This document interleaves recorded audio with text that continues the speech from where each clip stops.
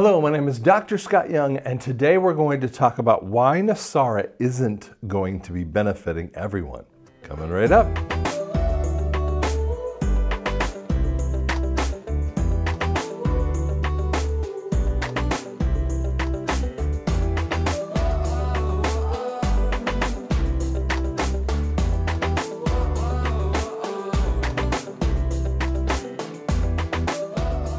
Okay, so my wife and I were talking about this one, and we were talking about some new things that we could talk about, and I'm going to go in a little bit different order than I have on my iPad here, but here's what I want to share with you. That, other than, I want you to think about this for a second.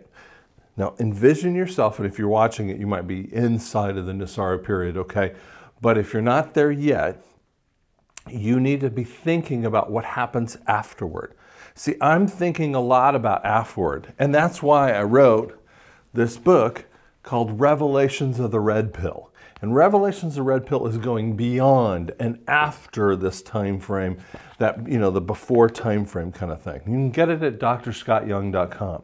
But I want you to think about after this period, after the cabal and all the gross people are gone.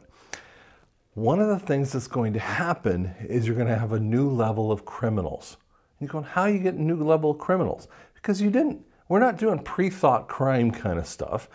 We're going to have a system of changing the rules. Instead of the pendulum swinging over where you could just jump over turnstiles, break, jewels and just take only a certain portion of them, what we're going to find is it's going to be much harder on crime. And people are going to have to adjust. You're going to have to be a little bit scared of breaking the law, because we haven't been scared of breaking the law. I'm not talking about, that like right now we're in February of 2022 and we're talking about the trucker convoy. Hey man, they're not breaking the law. They are protesting very, very nicely, okay? And that is not breaking the law. The people who are arresting them are breaking the law. But when we move into real, straightforward types of understanding of the criminal code inside of the Constitution and the amendments therein, the new criminals are going to really freak out about this. Because one of the things that happens is that liberals tend to push the fence lines over. Oh, you can jump the turnstile. Well, here's what happens. If most people are paying for it, and that's what they're saying, the huge majority are paying for the subway to get through the turnstile. What happens is you see other people and they never get caught for it, and it actually moves the fence line where everyone's going to jump the turnstile.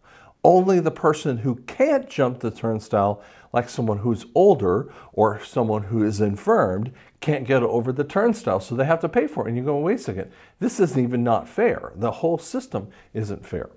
But when you flip it back into the pendulum swinging, and it always does this, okay? We always see that pendulum swing point, is that you're going to see people paying for the crime. Now, I'm not talking about that. That would be something that would get a fine for it. But what you're going to find, excuse me, is you're going to find a new level of criminals. They will show up and think that they can get away with what they saw some of their friends do. Because what they've seen is a lot of the layers gone. And they think that they can just jump in and pick up where the other guys, they're overlords, if you want to say it like that, where they could pick up. And so you're going to find that new type of criminal, but they're going to find this pow kind of response. Mr. Trump-tastic, okay, he does that a lot, sorry. But basically you're going to find that smack that's going to happen. And you're going to see people push back. They're like, wait a second, I used to get off with probation with that. Sorry, it's not happening that way. The second one that I'm going to talk about is poverty mentality. In a poverty mentality, we have this throughout the world. We think that there is only a certain amount of money, or we're not smart enough, or we're not good enough to get this poverty mentality. And I'm going to give you an example of this here in a second. But there's also people in the church, excuse me, who look at this and they quote something, and I'm going to get about 2 of these, and if they get rude, I'm going to have to, like, you know, I want you to be careful. If you want to be, you know, want to ask me a question, I'm happy to answer it. You want to have a bit of a small debate, that's fine, but be respectful. If you're not, I'm deleting you. Just sorry, this is just what happens, okay? But the reality is they'll push to me things like, for the love of money is the root of all kinds of evil. They'll shorten it down so love of money is the root of all evil. And the answer is no, it's not. The love of money is the root of all kinds of evil. So they claim that I'm always talking about money. I'm talking about money, but I talk about it as a vehicle. Now, people who are in this kind of poverty mentality think because it's the cabal that kind of pushes you into this point. They tell you that it's not that much. I mean, there's not enough. You only got a certain amount that goes around, and we're going to try to get it for you, kind of thing. And the reality is they've been stealing it from you. When you come to that point, they're really going to struggle in this, and they're going to push back. Some people like to be comfortable where they are, and so well, I can't afford that. And they're going to really fight against this. This is a really difficult area. It's a mindset that has to be broken. They have to break it for themselves. We can't do it for them. And many of us also have that struggle where we're going to see that poverty mentality rise up in each one of us. And the reality is, break it now, okay? As you see that circumstance, you're going to find that you can get ahead. You can get ahead like that family in the 50s, the Leave It to Beaver kind of mentality. You can get ahead, and you can be able to do some really cool things in this time frame. Now, this is a little related, is that you're going to see people who get into high debt. Now, in the debt mentality, the debt society of the fiat currency, people get into debt, they get it wiped away for the most part with a bankruptcy. Now, after about 7 years, they can get debt again. And it helps them build up build up their credit report, and they can get into debt again, and then they do bankruptcy. And we see people, they're like in this line of bankruptcy. It's a little bit of a poverty mentality, but really it's slightly different, because what they think is that they get it wiped away. Now, what I'm going to tell you is a couple things that will happen with those high debt type of people is they are going to struggle because it was easy to get debt. But when cash is king, when cash is valuable, the people that have the cash, like a bank or whatever, are not going to easily just give it away and hope that you can pay it back.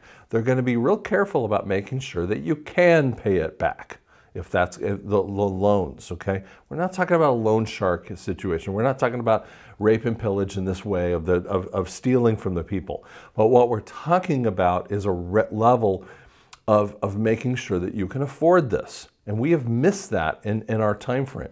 You know, there are loans that are given out to people who are A credit rating and then B and C credit rating. And one of the things that happens with those credit rating points, and you don't really see that, is that, you know, they give this a higher rate and they actually let them kind of, you know, go hog wild. Now, a person who's in that A credit rating normally knows that he or she can make it, okay, can make those payments, so they know kind of what their payment is. But the person that's in that B kind of realm is struggling. And so they do need to have wealth managers or managers to help them understand what they can and what they can't afford. But people who think that way have real struggles with this and won't listen to the realities of what debt really does to you, because it's a slavery point. And it is a bondage point of debt. What's going to happen to those people is when they get into high debt, will there maybe be bankruptcy? Sure, but you're not going to easily get out of it. You're going to find it's really difficult to do that again.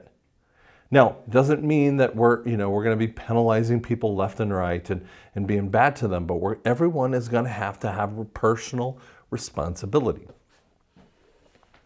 Now, there are interesting points, because there's the guy that the 17th letter, or the group, the 17th letter, that talks about this. And I always call them the low-level, seriously liberals, okay?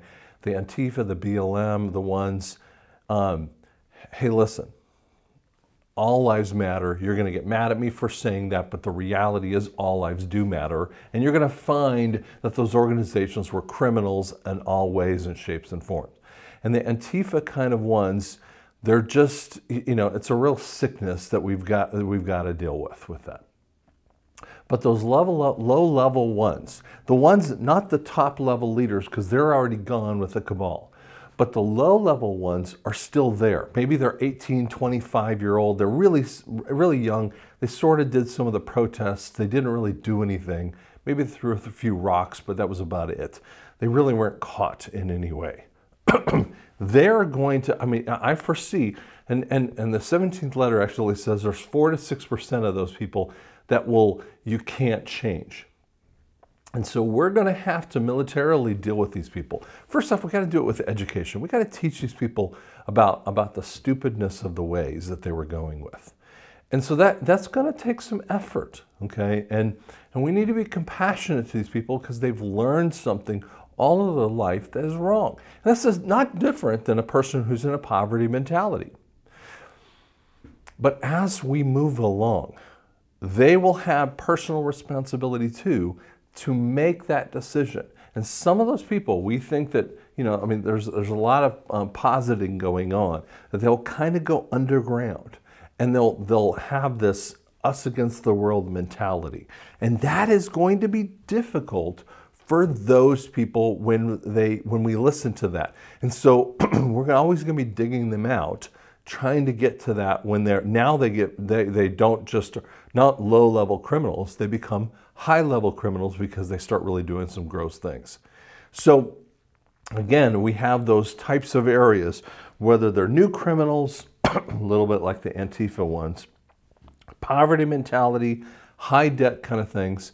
Again, these are not necessarily bad people, but they're struggling to transition into the NESARA era, okay? And if you're one of those people, you have an opportunity that you've never realized before. If you're watching me for the first time, hey man, reach out to me. There are lots and lots of people that are looking to help you. We just thank you so much for listening.